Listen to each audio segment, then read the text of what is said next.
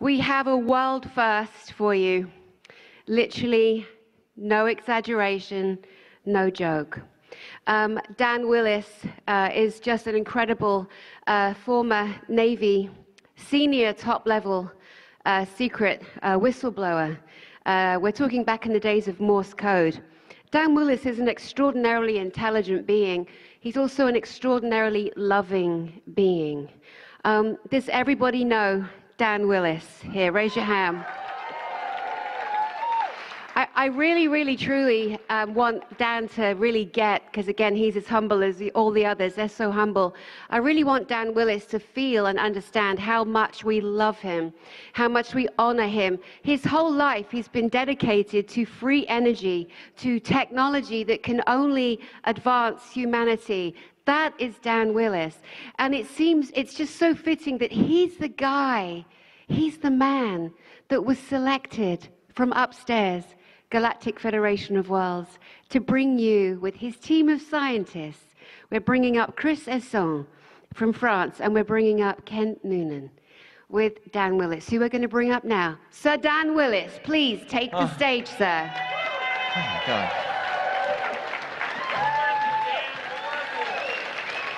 Oh, my God. I'm so humbled.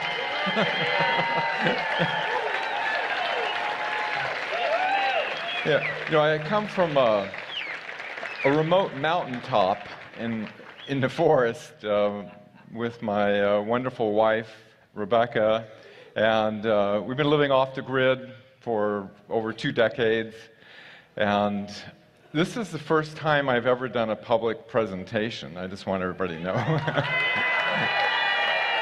and the only reason, well, there's multiple reasons besides meeting all my wonderful family, and just it's so inspiring to see so many inquisitive minds that are looking. It gives me great hope that, you know, we're all bridges to create the world that we all know in our heart can't exist on this planet.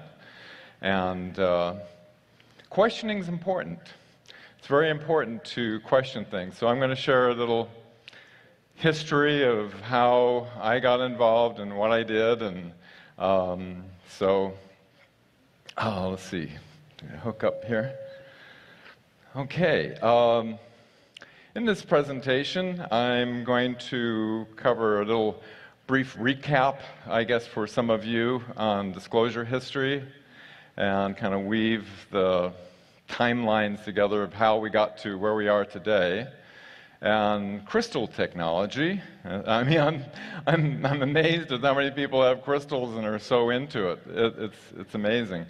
And most excitedly, one of the main reasons I'm here is to, for the first time on this planet, reveal some off-world technology that I've been very amazingly blessed to be providing. All right, our journey will start on Earth using primitive Earth communications. I mean primitive. Receiving a secret message in code from a ship that was reporting an extraterrestrial craft, to many decades later receiving communications from extraterrestrials through a highly advanced quantum communication device. That what's interesting is that both of these forms of communications, in very different ways, we're both utilizing a quartz crystal. Okay, my journey started in trying to find out the answers to questions. Back in 1969, I had a high-level top-secret security clearance. I was in Naval Communications, busiest military communication facility on the planet, Naval Communications Station, San Francisco. I was in charge of the code room and received a secret priority message in code going to the Chief of Naval Operations from a ship off the coast of Alaska. Talk about primitive, huh?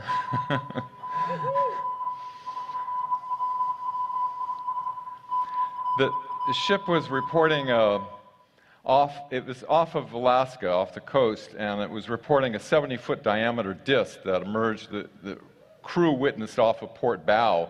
It merged out of the ocean and it shot off into space. The radar operator tracked it going over 7,000 miles per hour. this made me aware that apparently, I mean, this was a secret, authenticated document going to Chief of Naval Operations, so I knew it was real.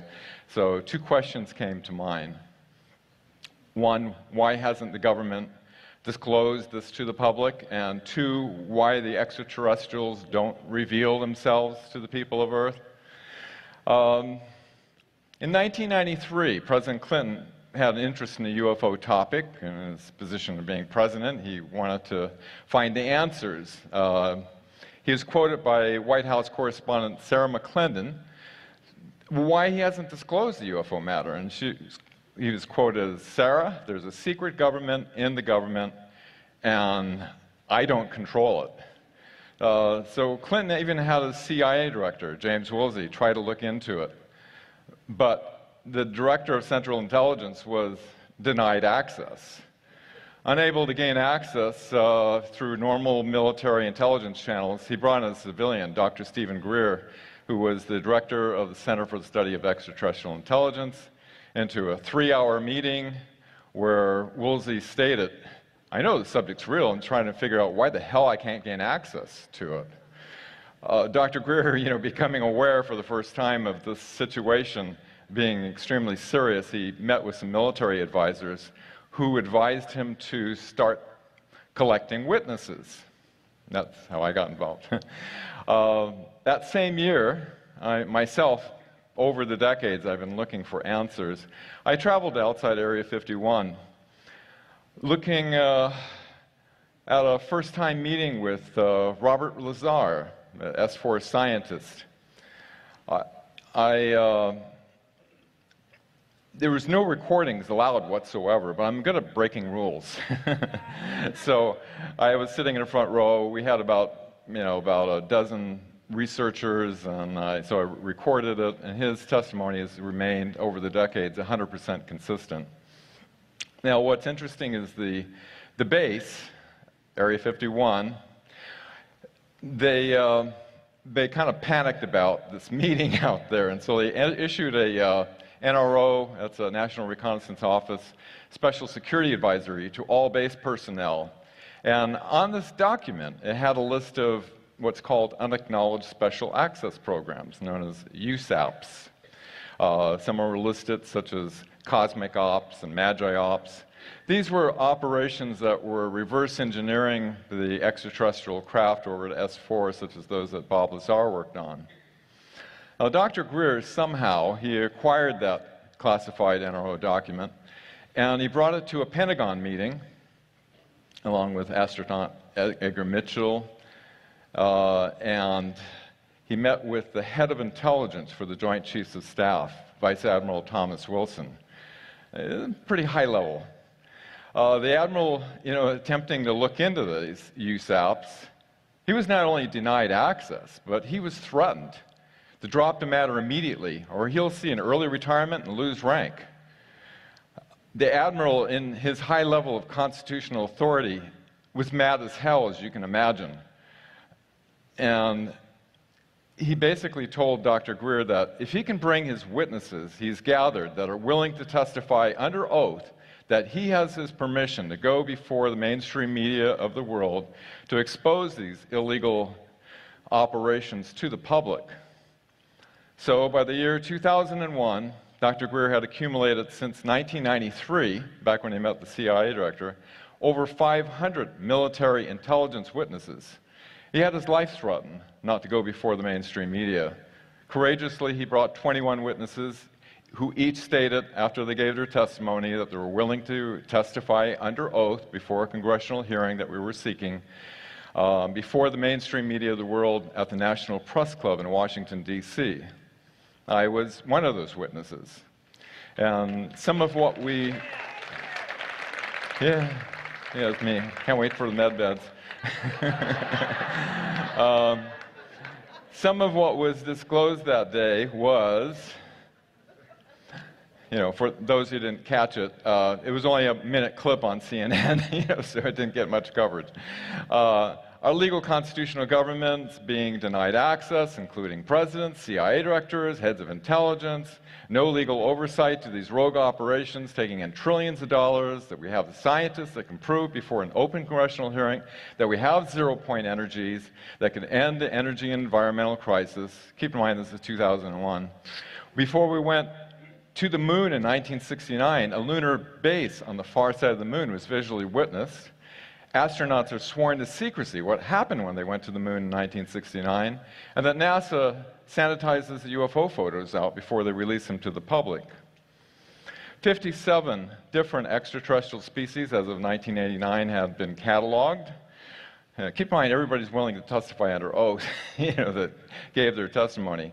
Red glowing ET craft have shut down multiple nuclear weapons at missile launch facilities, U.S. Navy ships reporting disc-shaped craft coming out of the oceans in secret reports.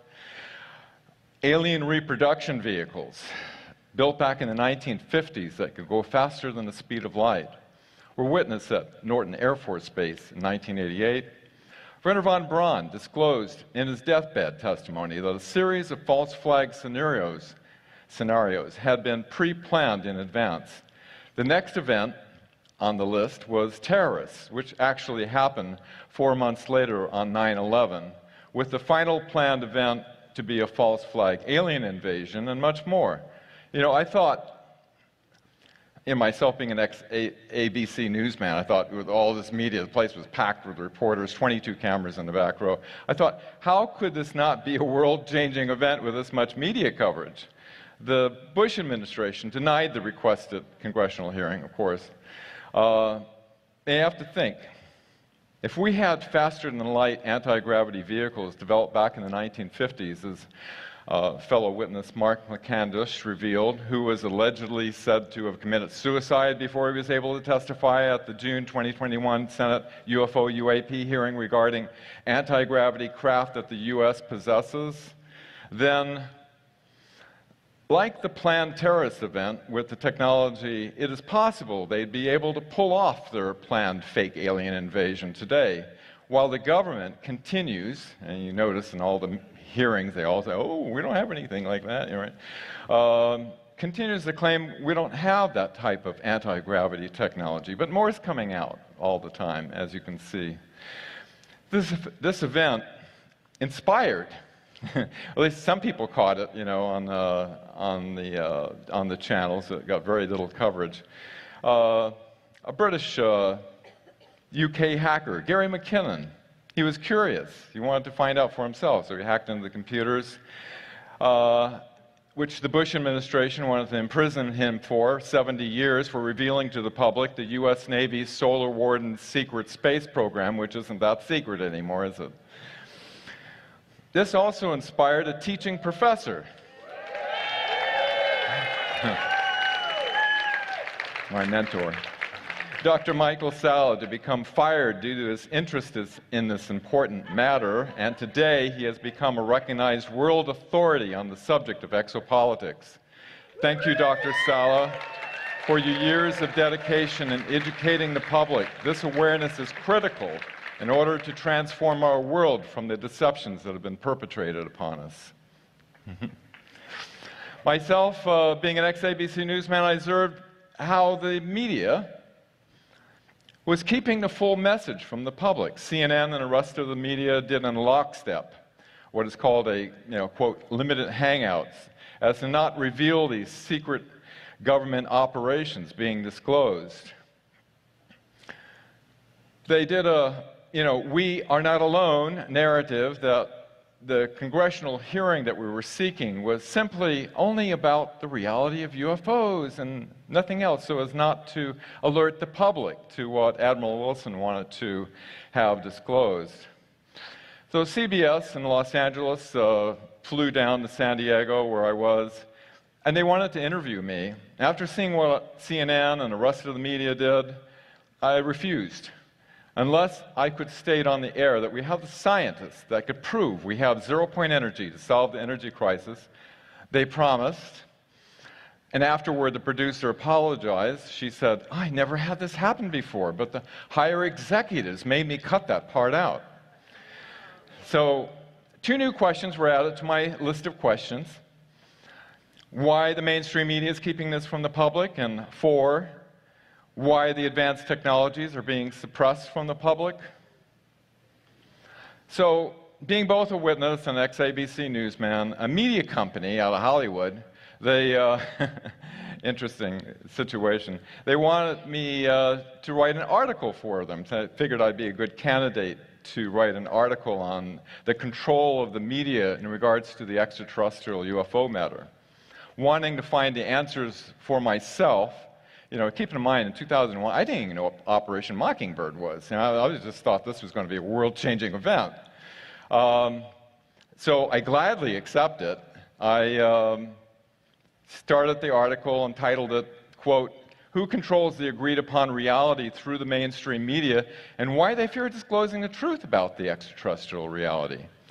So in order to find this answer, I began to research back through history from the beginning of the 20th century to present day, based primarily on witness testimonies and authenticated documents in which a hidden history that read like science fiction began to reveal itself. Now, this is old stuff to a lot of you, that I know you're a very savvy audience. But around 1933, the Draco of the Tsar Empire violated the Prime Directive and gave the Nazi SS advanced technology and entered into an alliance with them. Before the end of the war, the Nazis had a plan. Weltanschauungskrieg, that translates to worldview warfare. The plan was to infiltrate into the United States and create a, quote, matrix of perception in order to hide their operations. Allen Dulles cuts a deal with Major General Reinhard Gehlen, head of Nazi intelligence, to bring in thousands of Nazi spies into the OSS, which turned into today's CIA. Operation Paperclip, Allen Dulles against President Truman's orders, cleanses the dossiers of many Nazis that were once classified as a menace to the security of the United States. In order to hide the Nazi escape and infiltration from future generations studying history, the Rockefeller Foundation, they stick their fingers in a lot of stuff, don't they? In alliance with the Nazis, of course, they go hand in hand, had the history. You think this would be against the law? The history of World War II rewritten. As the Nuremberg trials ended, which established the international law of informed consent, which needs to be continued, 1,600 former Nazi scientists, doctors, including men responsible for murder, human experimentation, eugenics, and those who never stood trial are brought into the newly formed Center of Disease Control in 1946. Xavier Dorsch, Nazi Germany's top underground base expert, working under Project Paperclip, starts tunneling in New Mexico for the U.S. underground plant program, creating a network of deep underground military bases. With the Nazis' advanced technology and anti-gravity and directed energy weapons technology, this allowed for the total defeat of Admiral Byrd in an attempt to attack the Nazi base in Antarctica in Operation High Jump. In order to control the perceptions of the public, Allen Dulles starts Operation Mockingbird in 1950, where the CIA is paying 400 media journalists to form the public's perceptions.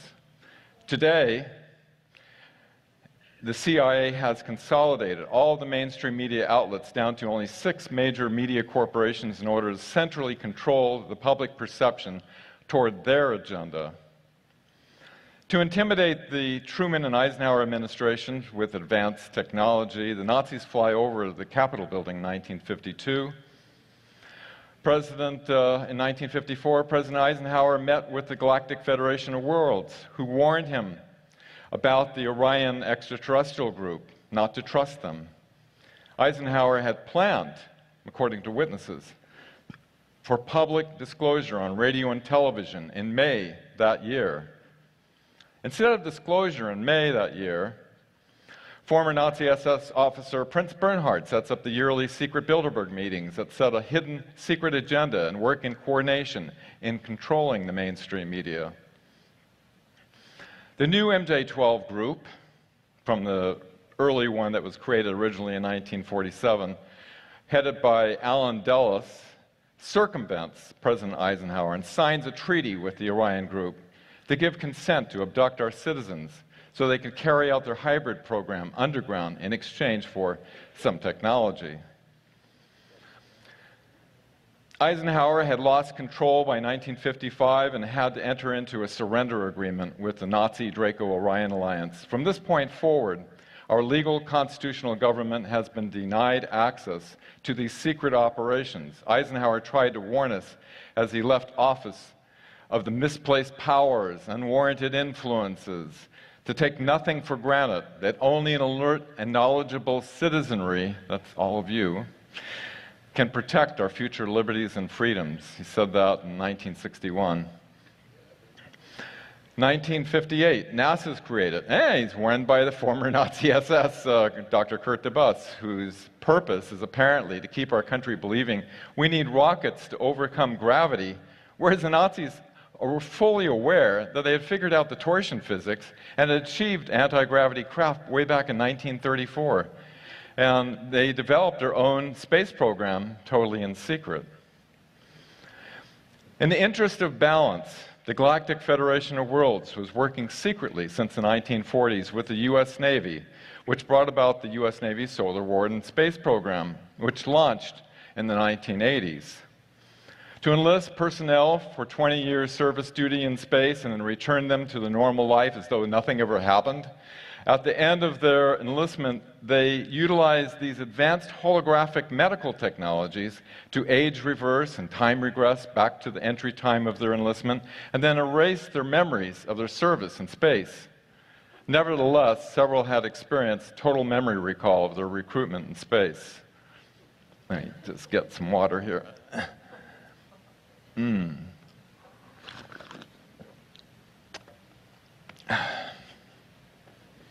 My friend, John Charles. There are many Solar Warden super soldier heroes. Many of the people who don't go to things like we're at are unaware of, such as John Charles, who served aboard the Solaris rescuing people from the Draco. Heroically, he saved his friend's life from a large black Draco on Mars, and in doing so exposed himself to the Draco's attack, which almost severed his body totally in half with its large tail. He was then put on a med bed, which he described had crystals on the inside that regenerated his whole body fully back together again. And acknowledgement to the wonderful work Melanie is doing as well. Some were enlisted involuntarily to serve the Nazi Nachtwaffen, or Dark Fleet, like my dear friend Tony Rodriguez, who is also a hero for disclosing his horrific experiences, such as being forced into a combat situation with insectoid beings on Mars, where he lost his entire arm and his foot in battle. These advanced medical technologies were then used to restore his body whole again, and Tony said he felt like $1 million afterward.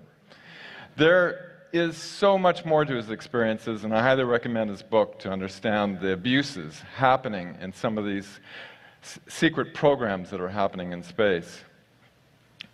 So, my questions started to become answered. One, why our government doesn't tell the public.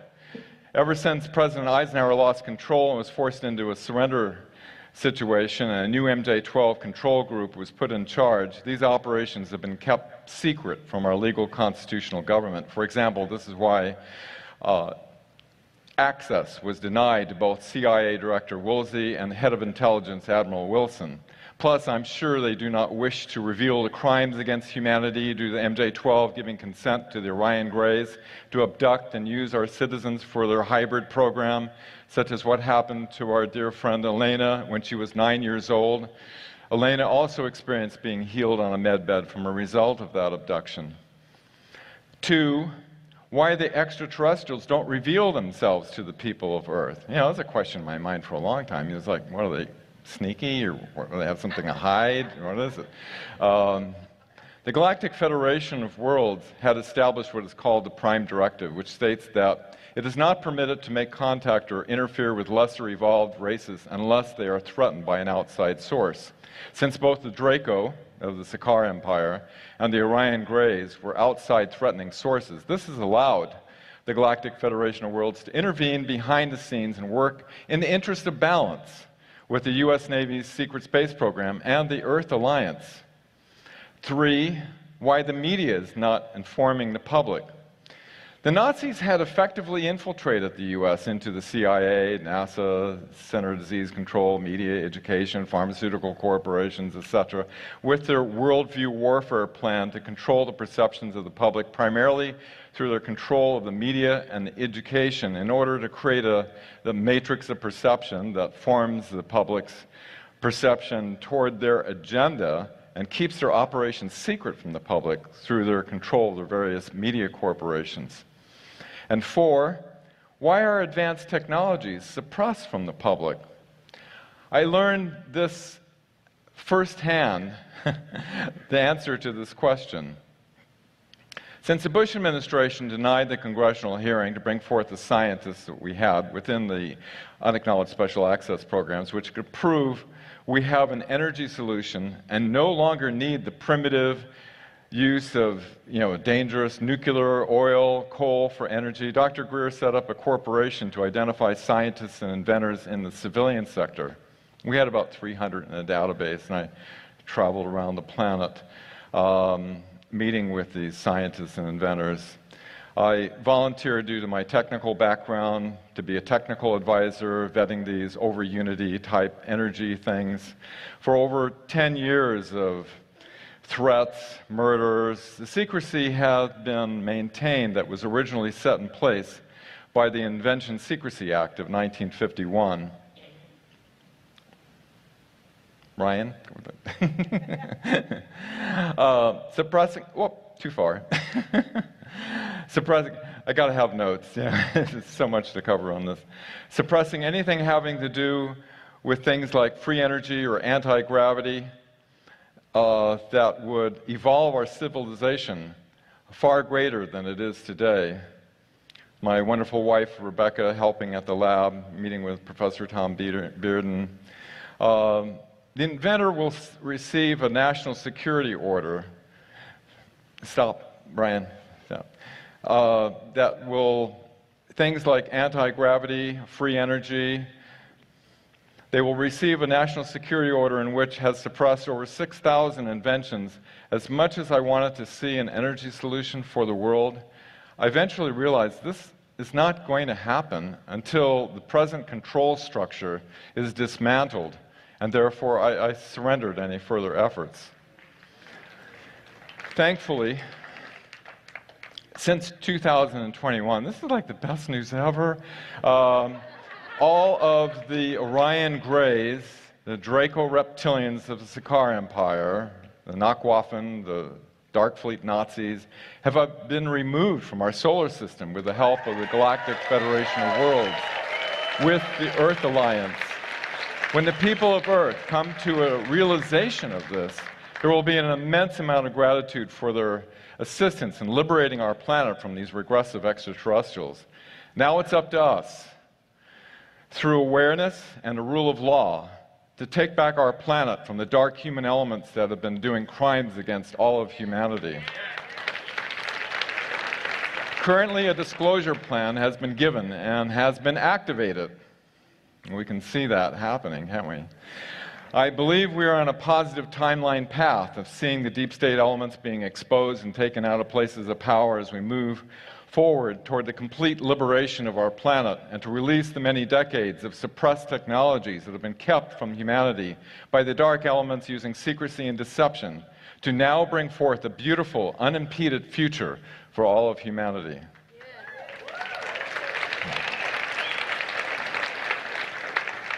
Okay, here we go into extraterrestrials and the science of crystals.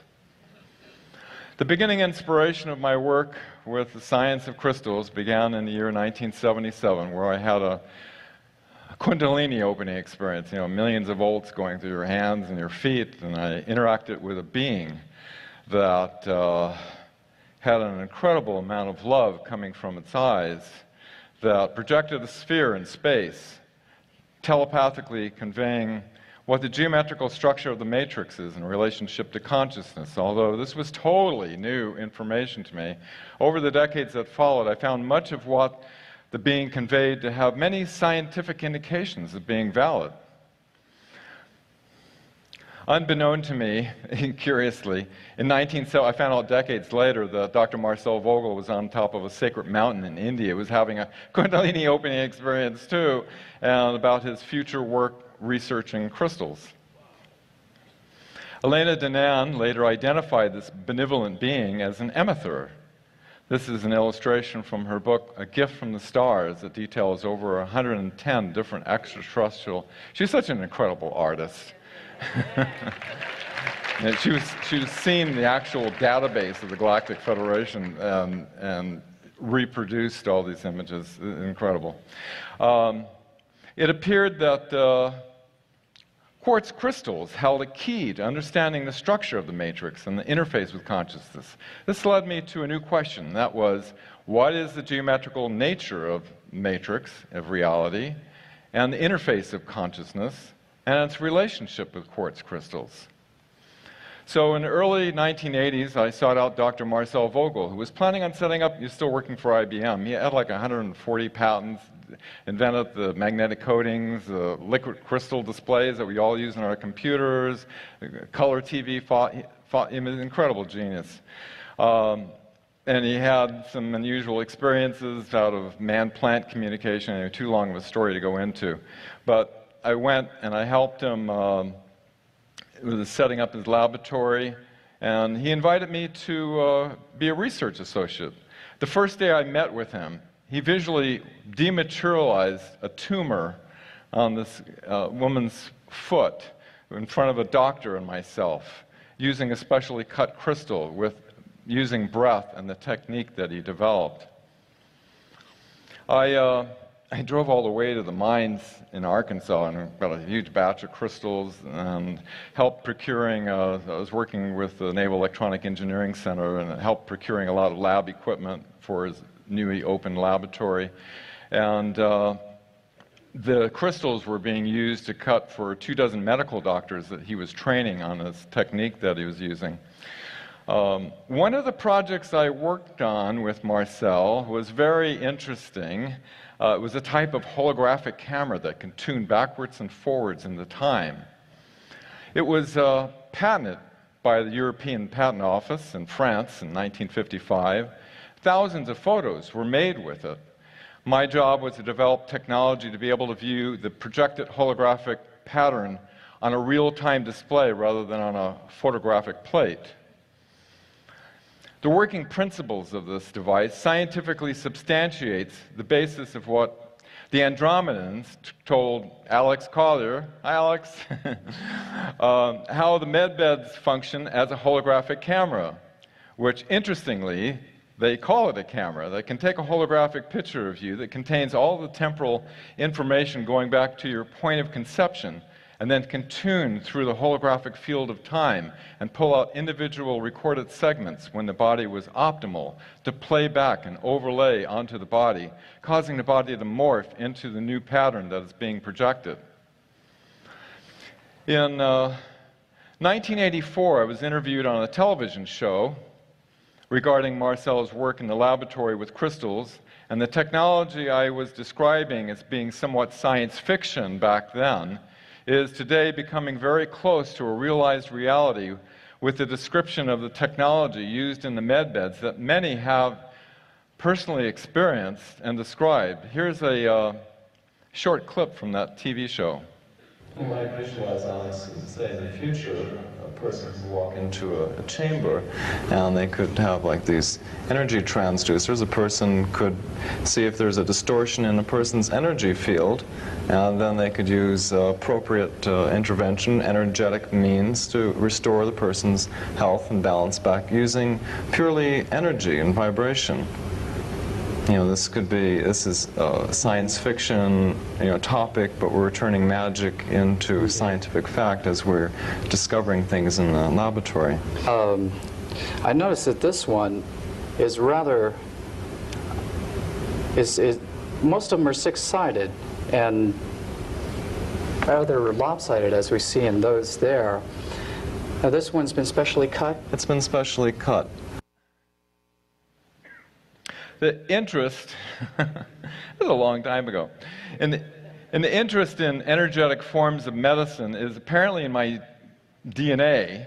My great-grandfather was the president of the Homeopathic Medical Society, who in the early 1900s was going up against Rockefeller's expanding pharmaceutical empire, which has taken over control of our entire medical system today. Imagine, and the power of imagination is quite powerful, all of you. Imagine the benefit to humanity today being given these advanced tools to create a new era of medical science healing modalities to completely replace the corrupt, obsolete pharmaceutical system whose original intention was created primarily for financial profit and not in the interest of a person's total healthy well-being and in accordance with the Hippocratic oath all doctors take to do no harm. It's time.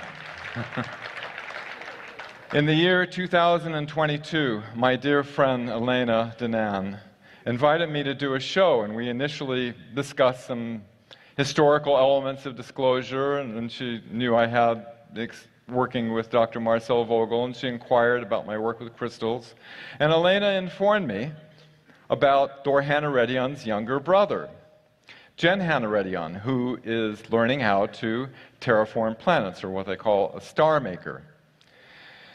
And he knows about the science of crystals, you can imagine, and that we could possibly ask him some questions. Can you imagine my enthusiasm for such an exchange? For well over a year and a half now, we have been having an ongoing exchange of questions and answers with Jen Han Eredyon.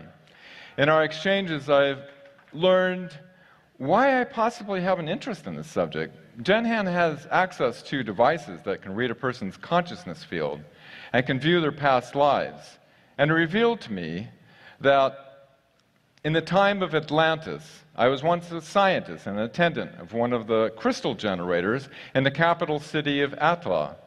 And my field of expertise, get this of all things, medical holographic science. There's an incredible illustration from Elena in her book, The Cedars. She's such an incredible artist. In the communications with Jen Han, Elena and I were amazed at how much the crystal information that Jen Han shared with us corroborated so closely with much of what Dr. Marcel Vogel's pioneering work discovered in his laboratory.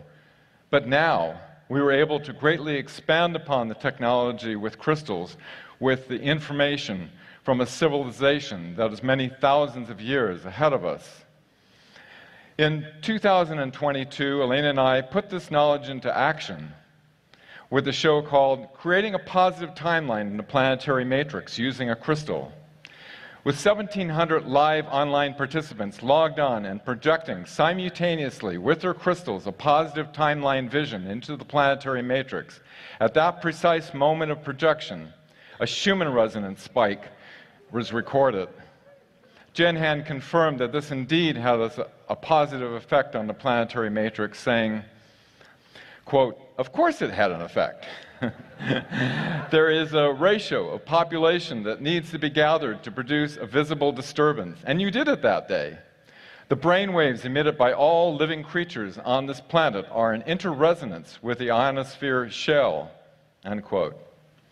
Jen Han has made it clear that we can do this without a crystal, with our consciousness alone, especially when our brainwaves are in gamma, like my friend John Charles can produce. But he says, quote, "But why not use these tremendously powerful tools at our disposal?" What we have learned from Jen Han through Elena's quantum communication device implant, which has allowed these ongoing communication exchanges with Jen Han, he has essentially answered my question. Quote, "What is the geometrical nature of the matrix of reality and its interface with consciousness and its relationship with quartz crystals?" By sharing some basic fundamental knowledge and understanding the relationships of source, consciousness, crystals, water, breath, energies of mind, the structure of the matrix, the technology of their world, and the importance of love. I found much of my questions answered and then some. Jen Han has shared the following knowledge from their world with us. The following are his words. Tetrahedral fractal geometry is one of the main frequency keys used to build worlds and life forms. Tetrahedral fractal geometry is the secret of the universe.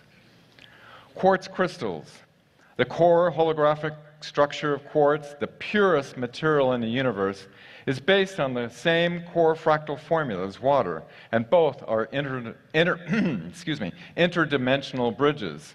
Crystals can store data just as water does because it is constructed on the same fractal core formula, but crystals have way more capacities. Of course, they are the most elaborate state of matter, so elaborate that it naturally embeds consciousness. A crystal can bridge because it exists in all dimensions at a time.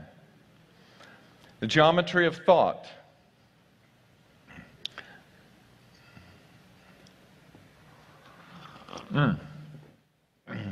Water.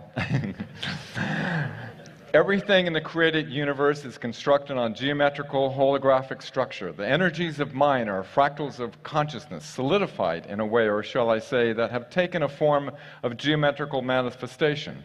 A thought creates an electrical projection.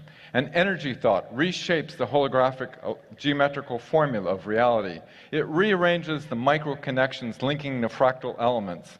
Thought can reshape the holographic grid of reality because thoughts are complex geometrical patterns. The same thing Dr. Marcel Vogel discovered. The crystal will bridge the new pattern to the existing ones. And if the impulse is strong enough, the new pattern will force themselves onto the old, and the old will morph into the new. Breath. Breath carries memories and thoughts. It also carries the energy of a being, not only the encoding of its vehicle DNA, but as well as the encoding of the soul. When you project breath, you also project by superimposing a parcel of the soul being, hence a fragment of one's consciousness. The energy force that is a living manifestation of Source is being impregnated inside the crystal. Short, precise, powerful breaths are better than a long one. In a long one, the energy and tension gets absorbed by the ether. In short, quick breaths, the energy and tension keeps intact and doesn't lose intensity. I recommend short, quick breaths. Think about precise surgical. Intention is like a needle, sharp and targeted, very precisely to be able to penetrate matter. Now, this was confirmed in many years of working with man-plant communication.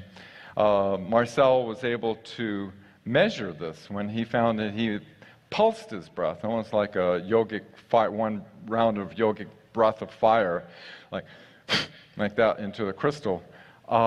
He got a far greater reaction to the plant, and so that was established. Quartz crystals, water, love, all interface naturally based on the same geometrical fractal core pattern formula. Water by its natural core structure is a universal connecting medium. Love is of a more complex holographic structure, but of the same fractal core pattern fractal formula as water. Crystal is a derivative geometrical pattern from water and love, but built on the same core formula. This is why they interface naturally. Love. The frequency of love is the connecting pulse between all living things in the universe. Even through dimensional planes, love is the universal bridge. It can bridge anything. I mean anything. That's his words. Love is the tool. So when you intend love into a crystal, you activate its transcending capacity. When on top of this action, you embed a target by visualization. It bridges you to it easily. Love is a secure channel because of the high frequency. It prevents dissonance. The reason why only love can resonate into the higher densities. Jen Han says, quote, "Dissonance cannot attune with an ordered state of geometrical resonance." And you can see this in Dr. Emoto's water crystal formations, where thoughts of love, gratitude, compassion take form in the water crystals, and dissonant thoughts cannot take form. The fractal holographic technology of the medbeds. Some medbed technologies use fractal holographic technology. Let me explain. The fractal core formula of the tissue to repair is recorded, and then a perfect unaltered geometrical pattern is reconstructed and superimposed on the damaged pattern. The old pattern instinctively pairs and morphs into the new one because, and this is important, the universe tends to perfection. It is a holographic fractal repairing. Sound frequency is used to tie in the new pattern to the old one. You remember how I explained earlier, the holographic structures are constructed or either altered by frequency. Vogel-cut crystals. Crystals have their own fractal geometry. If they are in their natural original shape, they have it active naturally. But if they're cut roughly, they lose it. But if it's cut following the lattice structure, they keep it. It can even be enhanced considerably that way. Thorhan tells me that you know what type of crystals correspond to what I say. Elena says, the Vogel-cut crystals? And Thorhan says, yes. Dan asks, are the Vogel-cut crystals significantly more powerful than a natural single quartz point for doing this work? Jen Han responds, oh yes they are, if it is cut rightly and in perfect alignment with the grid of the lattice. Natural raw quartz are of course effective, but the Vogel-cut, as you named them, are a more surgical tool to operate into the fabric of space-time and universal consciousness. Dr. Marcel Vogel originally had a dream to cut the crystal in a dipyramidal form like a tree of life, whose angles, interestingly, are pretty close to what they use on the planet Era. Dr. Vogel went on to experimenting with more sides to increase the vortex spin within the crystal, starting with a 4-sided crystal, and then he went to 6, 8, 12. Jen Han says all the way up to 24 sides, the vortex spin can be used as a healing crystal because of the radiance that flows through it. But what we have learned from Jen Han is that when Marcel cut the crystal with 6 sides, it was very close to how they formed the crystals on planet Era. Besides the alignment of the C-axis, which is the crystal, it's the growth axis of the crystal, the 52-degree angle, Jen Han has specified even more exacting termination angles of 51.843 and 60.0 degrees, and most importantly is the 6 sides of the crystal must be in perfect alignment with the hexagonal core of the crystal lattice structure. So why the 52-degree angle? It's a ratio that acts as a transponder. It is dynamic geometry. Some shapes, just because of their proportions, naturally affect the holographic structure of the matrix. We use this specific pyramidal ratio to build our Phryll generators because the geometrical structure of the central crystal in the generator will interface with the pyramidal ratio of the building or the machine harvesting its energy. The most accurate is 51.843. The 52-degree angle in your metrics is a general ratio for interface, and it corresponds to specific mathematics. The ratio of the dimensions of this pyramid, he's referring to the Great Pyramid in Giza, is the most exact as it corresponds to a universal value which is light.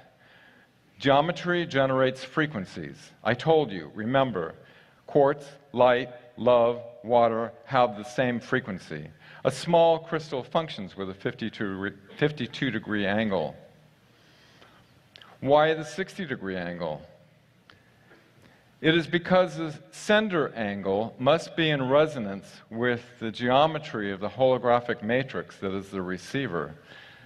There is a lot of wisdom and knowledge of the flower of life pattern that indicates what the matrix of reality is about.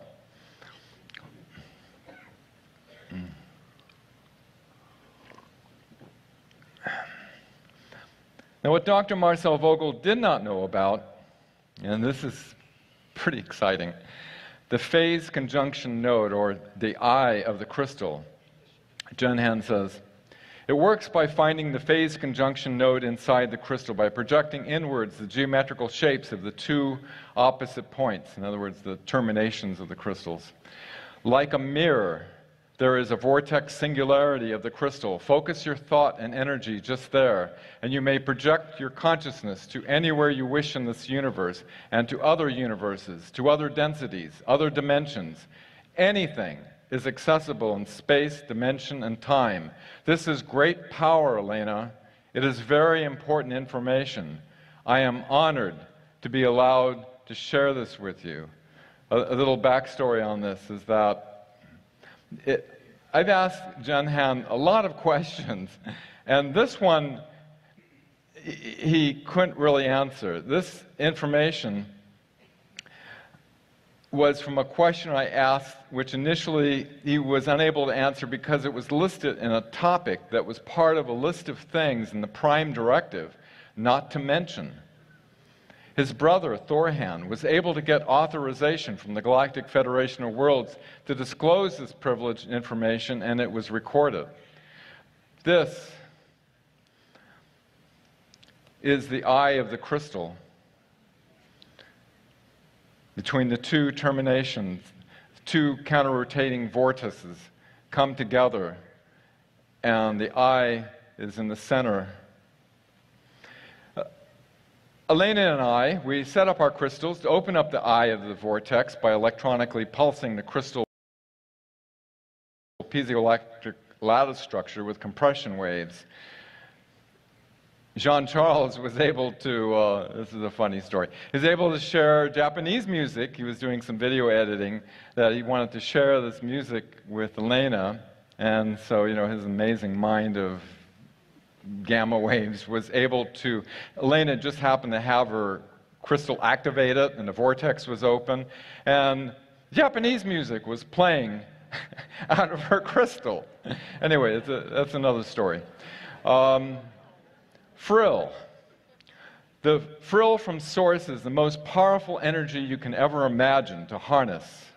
Of course, when the singularity of the vortex is triggered in the crystal, and when it bridges to Source, Phryll comes from it. Phryll is the energy created by gravity waves in what you call the ether. These gravity waves are also named compression waves. These waves can be created by a gravity or a scalar pulse sufficiently powerful and constant. You will learn that consciousness can produce scalar waves and generate Phryll. I'm not speaking of electrical brain waves, which are efficient too, but about pure consciousness. Phryll can be present everywhere in the multiverse, and it is efficient when it is activated by a pulse. Phryll generator crystals on the planet Era. This is how they power their planet, their entire planet. It's also how they power their starships. Elena went over about the Lantean technology, whether they use crystals or plasma. Jen Han says, on my homeworld, we have power generators such as those that you know from Atla, referring to my past life experience. But I don't remember, but I trust his equipment. I wish I could converse with you directly from face to face. How exhilarating it would be. Anyway, on Era, we do have central power plants, pyramidal power plants with a tall natural crystal in the center core. The Phryll harvested is collected in the top of the pyramid and resonated, or you may understand better the term teleported, to smaller devices that we name secondary generators. These transpond the Phryll for and towards the power web of our cities. In the countryside settings, each house can choose to have a small replica of the big pyramid generators, or either we can have a generator that supplies the whole community. That is how we have organized where I am coming from, Dura-Ur in the Nardarien Valley. We are relying upon a community generator on the hill above the valley. It supplies power to all the habitats. This is stable and greatly efficient because of the lake. the water. Phryll generators are always near water. Our sister works as an attendant, Elena Eredyon, Thor Han and Jen Han's elder sister. She's part of the maintenance team. He says it's more of an occupation for her.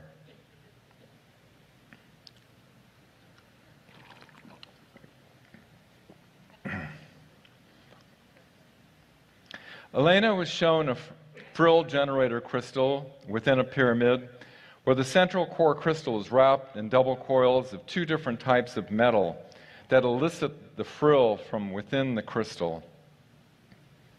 Okay, you ready? A gift from their world to ours.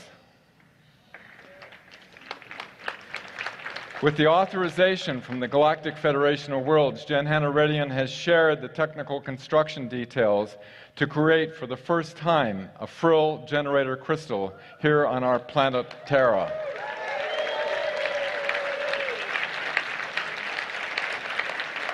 It is an extreme honor, that's understatement, to present this.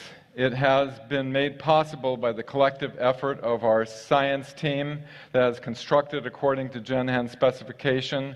The animation of the dual coils was done by our science team member, Chris Essonne. You can see the two coils of silver and copper that are wound perpendicular. One's clockwise, the other one's counterclockwise. The Phryll generator crystal utilizes a specially cut quartz crystal with two perpendicular coils of silver and copper that are powered to create a dual torsion fields that conjugate within the piezoelectric lattice structure. Let me get to, where to go, sorry.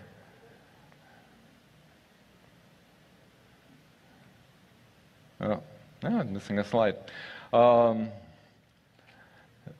The torsion fields conjugate with the piezoelectric lattice structure of the quartz to produce the Phryll. This Phryll can be used for beneficial purposes. So Jen Han says that when Phryll goes into the body, it doesn't modify the molecular structure of the body, but it actually modifies the oscillation between the molecules and removes dissonance, and therefore it's like healing. It's not exactly a med bed, but it's very healing.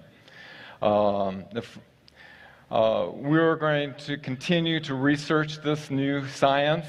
Note at this point in our timeline, we do not seek generating electrical power with the crystal.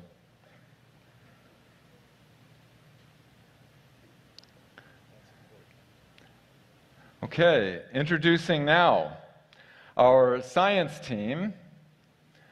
Kent Noonan and Chris Essonne, please come up on stage to be acknowledged for your incredible work in constructing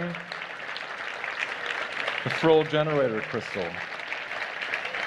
We're extremely grateful to our planet's emissary, Elena Danaan,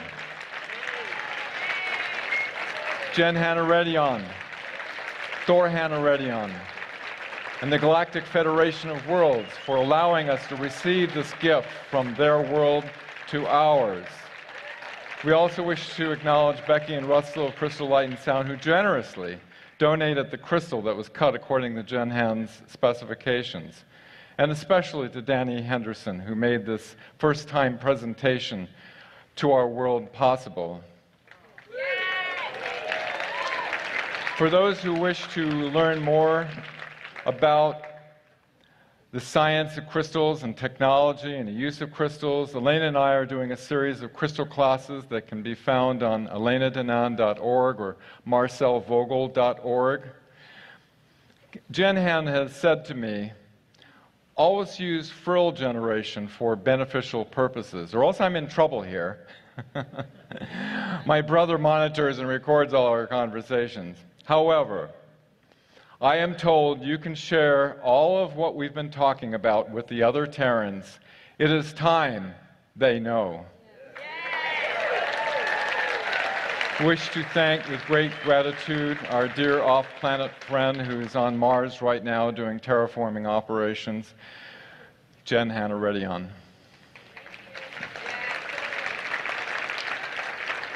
And now, without further ado, ladies and gentlemen, and others from the planet Terra, we present to you, for the first time ever on our planet, technology that's not been seen since the ancient days of Atlantis, is now being brought to you with the authorization from the Galactic Federation of Worlds, the first operational Phryll generator crystal on our planet Terra. This is like the small ones they use in their habitats. And we have verified through Una, who is the emissary for the Intergalactic Confederation, that the Phryll is being generated with our scientific equipment. This is still on the cutting edge of technologies, and so we're opening this. This is a gift from their world to our world, so we're giving it to the world freely. It's open source.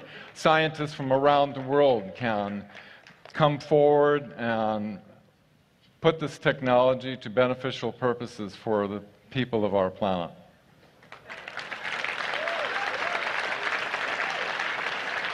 Kent Noonan, the engineer, scientist Chris Essonne, these two made the construction of it possible.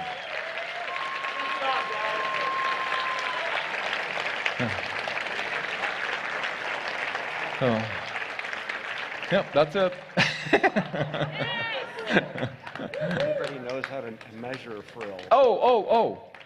Our scientists want to know if we've got any help out there. If there's anybody who is in the audience, have scientific connections, we are pursuing the detection and quantifying, measuring of the Phryll, which so we can develop it further. So if anybody's interested, my contact information is on marcelvogel.org, and updated information on the Phryll generator crystal will be on there soon as well.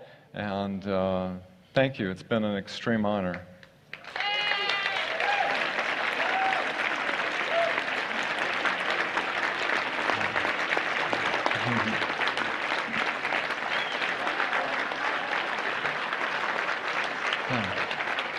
All right. So, can you? You can see it on the video. Okay, great. Yeah, the pulses you're seeing on the oscilloscope are the alternating pulses at 4096 hertz, which is the resonant frequency of quartz, and it's causing the torsion field that's within the crystal to elicit the Phryll that's being opened up. And that's what you're seeing. Thank you, everyone. Charging that water, so somebody's going to drink it. Somebody's going to drink that. I think Elena should have that. All right. I think I've got 30 seconds left.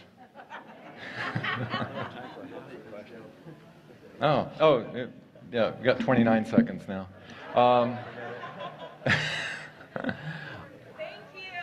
Yeah, if you have any questions, elenadanaan.org, marcelvogel.org. I know all of you have a lot of questions, so feel free to reach out, and happy to answer any questions. The entire transcript is there. Tell them. Tell them the transcript of the law, the communication. Yeah. I got 15 seconds now. All of our communications that Elena and I have been doing with Jen Han Eredyon are on marcelvogel.org, and it's a communication log. It's like 144 pages of question and answer, and so you can see the chronology of the timeline of how we've evolved to a point of understanding. Bingo, we made it.